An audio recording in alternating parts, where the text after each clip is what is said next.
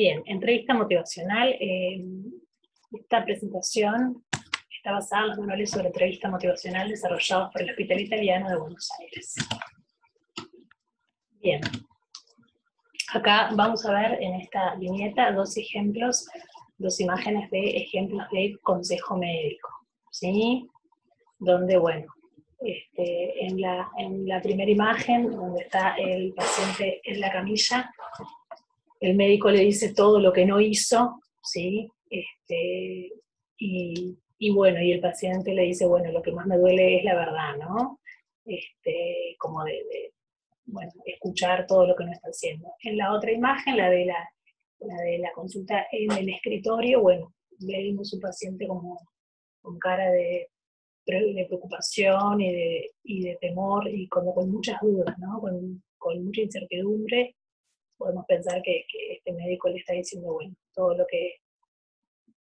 le está recomendando, ¿sí? Una serie de pautas para que el paciente cumpla, digamos, y bueno, lo está aconsejando sobre lo que debería ser. Bien. Estos ejemplos nos permiten pensar, bueno, en el consejo médico, ¿sí? Muchas veces los profesionales de la salud centramos nuestra práctica en dar consejos sobre lo conveniente de hacer un cambio, aunque sabemos por experiencia que los cambios no son sencillos y que no dependen solamente de estas acciones. No dependen solamente de decirle a un paciente lo que a nosotros nos parece que tiene que hacer, o lo que se recomienda según los protocolos sobre qué es lo mejor para este paciente. No alcanza solamente como con este consejo médico, ¿sí? Se intenta persuadir al paciente y los resultados de esta modalidad son débiles, entre un 2,5 y un 10% de éxito, o sea, es muy bajo, ¿sí? Un ejemplo de consejo médico es esto: tiene que caminar por lo menos 1 hora diaria y comer sin sal. En esto se ordena, como vimos en la otra presentación sobre adherencia al tratamiento, acá se ordena que el paciente cumpla con tal o cual indicación médica. Bien. La entrevista motivacional fue descrita por Miller y Rollinick como un abordaje terapéutico útil, sobre todo en personas con problemas de alcoholismo y otras adicciones, esto en 1983, pero bueno, en el 2009 se fue ampliando el campo de aplicación y se desarrollaron nuevas investigaciones que comprueban su eficacia.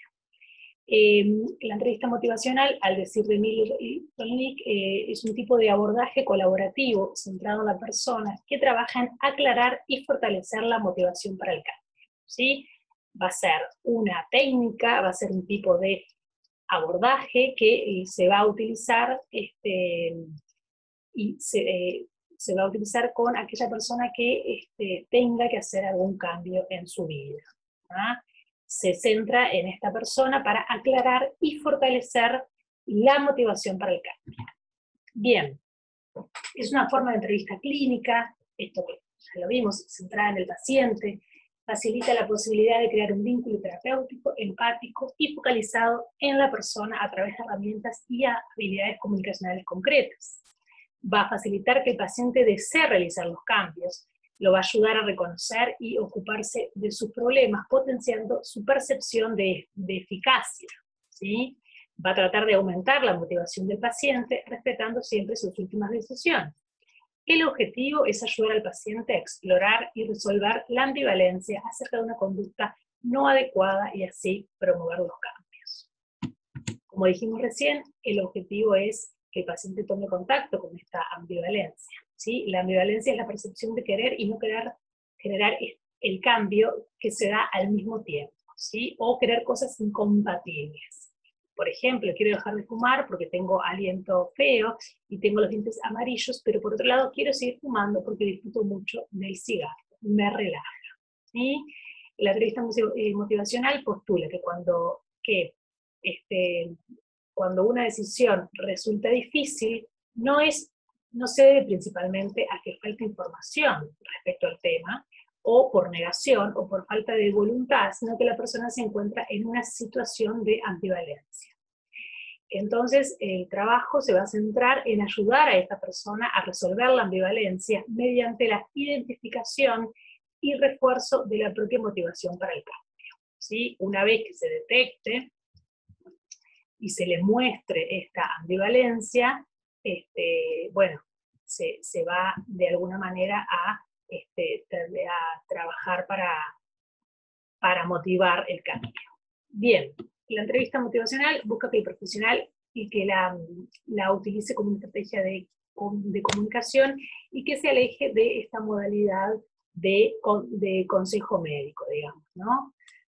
Para así mejorar los resultados. Se trata de aumentar la motivación intrínseca para que surja el cambio, no imponer el cambio, ¿sí? Por eso que es un tipo de entrevista, forma parte de un proceso, no es cambiar la palabra no es la diferencia entre el consejo médico y la entrevista motivacional es que, bueno, el consejo médico apuntaría a, bueno, usted debe hacer esto, esto y esto. La entrevista, ¿no? La entrevista motivacional justamente apunta a esto, es una estrategia para que el paciente resuelva la ambivalencia y aumente la motivación al cambio. Bien, para llevar adelante la entrevista motivacional es necesario que el profesional tenga determinada actitud, ¿sí? Que fue denominada por Miller y Rolnick como el espíritu de la entrevista motivacional. Bien, los 4 componentes que el profesional necesitaría tener para poder llevarla a cabo son la colaboración, ¿sí? El profesional va a trabajar con la persona de manera colaborativa y no en el habitual rol de experto. Va a suponer reconocer que las personas expertas son expertas en sí mismas, ¿tá? Su historia, sus circunstancias y sus esfuerzos anteriores para el cambio. Esto va a ser la entrevista va a estar pensada, situada en una mutua colaboración entre paciente y médico. En este caso, el médico va a reconocer cómo han sido las estrategias en las cuales se ha utilizado el paciente frente a otros cambios que ha tenido que dar en su vida, ¿sí? Y cómo esto se vincula, estos cambios, a su historia de vida, bueno, a las circunstancias. ¿Sí? Bien, evocación. Supone entender que las mejores ideas y soluciones para lograr el cambio van a provenir del paciente y no del médico, ¿sí? Por lo tanto, la entrevista motivacional va a proporcionar herramientas para facilitar la expresión de las dificultades, de las fortalezas y de otras opciones. Esta expresión por parte del paciente. El médico facilitaría este proceso. Compasión se refiere a desear lo mejor para esta persona. Respeto por la autonomía va a implicar reconocer que la persona es en última instancia la que decide qué caminos tomar. Bien, además de que vimos recién las 4 actitudes que entendemos al tomar a Rolnick y a Miller en cuanto a las actitudes que debe tener un profesional para realizar una entrevista motivacional, ahora vamos a ver los 4 principios, ¿sí? Que son los 4 principios de este modelo. Expresar la empatía, ¿sí? Vamos a tener que practicar, desarrollar una actitud de aceptación y respeto, a tomar la ambivalencia, querer y no querer, como parte del proceso, mantener una escucha activa y reflexiva para devolverle al paciente los conceptos transmitidos, ¿sí? Poder, bueno, escuchar, poder tomar sus propias palabras y devolverle lo que el paciente dice. Como técnica podemos utilizar muchas veces sus palabras. Bueno, usted me dijo que esta situación lo hacía sentir de tal manera, entonces, ¿no? Mostrando la ambivalencia. Bien, desarrollar la discrepancia. La motivación para el cambio ocurre cuando la persona percibe la discrepancia entre dónde está y dónde quiere estar, ¿sí? Intentando aumentar el nivel de conflicto entre sus creencias y la conducta actual. Vamos también entonces a oficiar de facilitador para el desarrollo de la discrepancia. Rodar con la resistencia. Esto es bien importante porque no vamos a enfrentarnos con las ideas del paciente. No vamos a tener una postura de ataque, porque si no el paciente se va a defender. Lo que vamos sí es a rodar con esta resistencia, ¿no? Como a empatizar y entender que, bueno, que es difícil para este paciente dar este cambio y poder, bueno, ponerlo en práctica, ¿sí? Vamos a clarificar lo que quiere decir él, a mostrarle en qué etapa está, en cuál quiere estar, y no vamos a emitir juicios, ¿sí? Bien, como otro de los principios es apoyar la autoeficacia, ¿sí? Creer que el paciente puede cambiar, creer en su capacidad para cambiar, y también mostrar que el paciente también puede cambiar y que él crea en sus cambios, ¿sí? Crea en que puede cambiar. Bien, clarificar metas y proponerse metas accesibles y realistas. Bien, para poder, vimos los 4 principios y vimos las 4 actitudes. Vamos a ver ahora el modelo, digamos, de Prochanska y Di Clemente para poder ver, ¿sí?, el proceso de cambio. Estos teóricos proponen etapas de cambio para explicar la adquisición de conductas saludables o la reducción de conductas de riesgo. Se enfatiza las creencias, el momento y los costos del beneficio del cambio, ¿sí? Estos autores, Prochanska y Di Clemente, observaron que las personas que lograban cambios intencionales en sus conductas habituales lo hacían en un proceso dinámico integrado por 5 etapas: la precontemplación, contemplación, preparación, acción, mantenimiento y recaída, ¿sí? Es el modelo transteórico de Prochanska y Di Clemente. Bien, acá está el ejemplo del modelo como un proceso circular, las etapas del cambio y muchas veces lo que puede ir sintiendo y pensando la persona, el paciente, en cada una de estas etapas. Bien, vamos a ver estas etapas. La precontemplación. En una etapa de precontemplación, la persona desconoce que estas conductas lo ponen en riesgo. O si bien conoce que existe un problema de salud, no tiene ninguna intención de realizar cambios en esta conducta. Bien, acá no va a haber ambivalencia, ya que la persona no va a ver a su conducta como un problema, ¿sí? Por lo cual no va a plantearse cambios. Y nosotros, en ese caso, bueno, tenemos que mostrar, ¿sí?, en esta etapa los problemas que le pueden estar sucediendo, ¿sí? Un ejemplo de esta etapa de precontemplación es que un paciente nos diga: fumo 5 cigarros diarios y no creo que esta cantidad traiga ningún problema, por lo que no tengo intención de dejarlo. Bien, nuestro objetivo aquí es brindar, como profesionales de la salud, es acercar información, porque bueno, el paciente se encuentra en esta etapa donde no hay ambivalencia. Bien, una segunda etapa, la etapa de contemplación. El sujeto advierte que sí, que ciertas conductas ponen a riesgo su salud, o que existe un problema de salud, y comienza a contemplar, a pensar la necesidad de cambiar, ¿sí? Aquí sí vemos la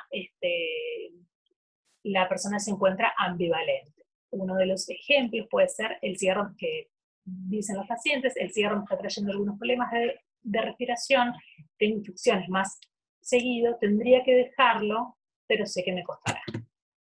Bien, la etapa de preparación. Acá sí el sujeto piensa seriamente en modificar esta conducta en un futuro próximo y empieza a realizar algunas acciones para que esto ocurra, ¿sí? Por ejemplo, bueno, dejaré de fumar, sacaré los ceniceros que hay en mi casa y le contaré a mi familia que voy a dejarlo. Bien, aquí empieza a preparar el cambio, ¿sí?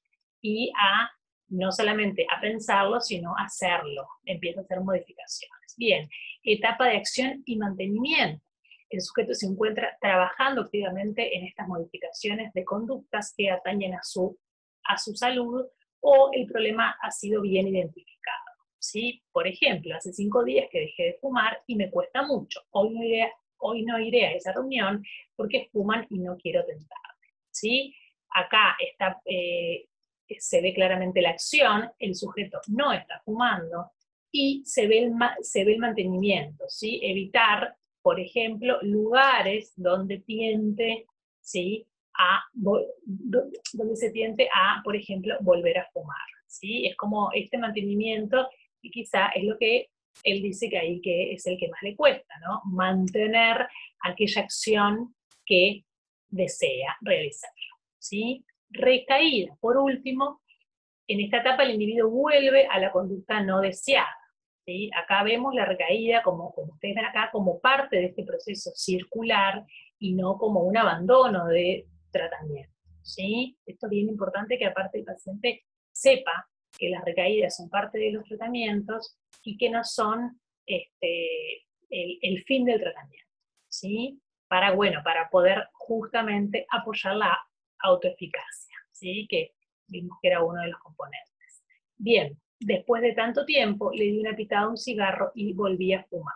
Puede ser parte de como ejemplo de la recaída.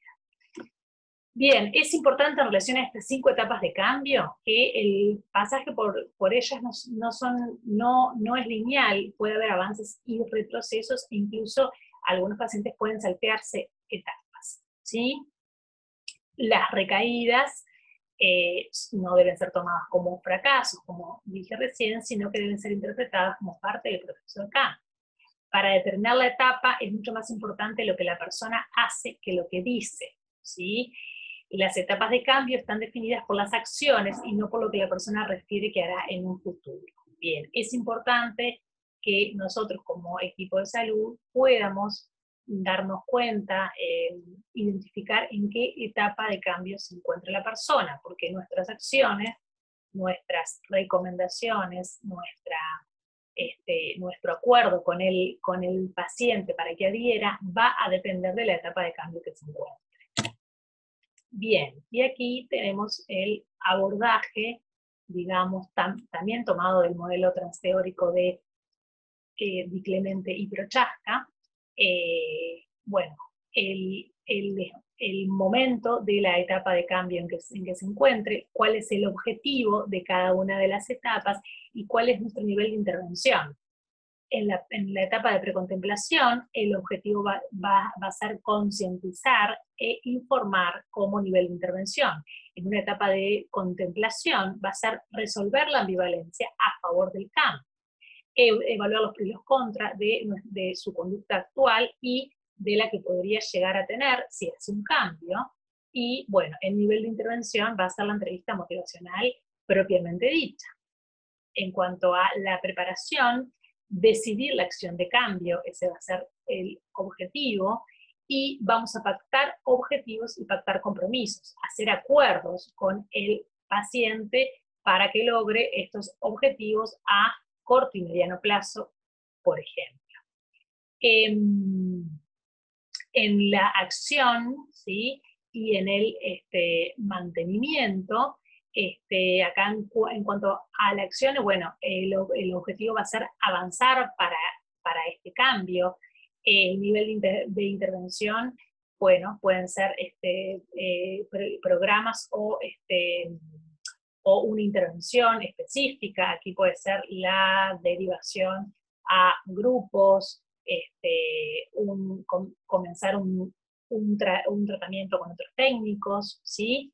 mantenimiento, identificar y usar estrategias para prevenir las recaídas, ese va a ser el objetivo. El nivel de intervención va a ser poder analizar y reflexionar en torno a las dificultades que llevan a no poder sostener este cambio, cuáles son las habilidades con las que cuenta la persona, a reforzar lo positivo, lo que sí puede, lo que sí ha hecho y lo que sí tiene.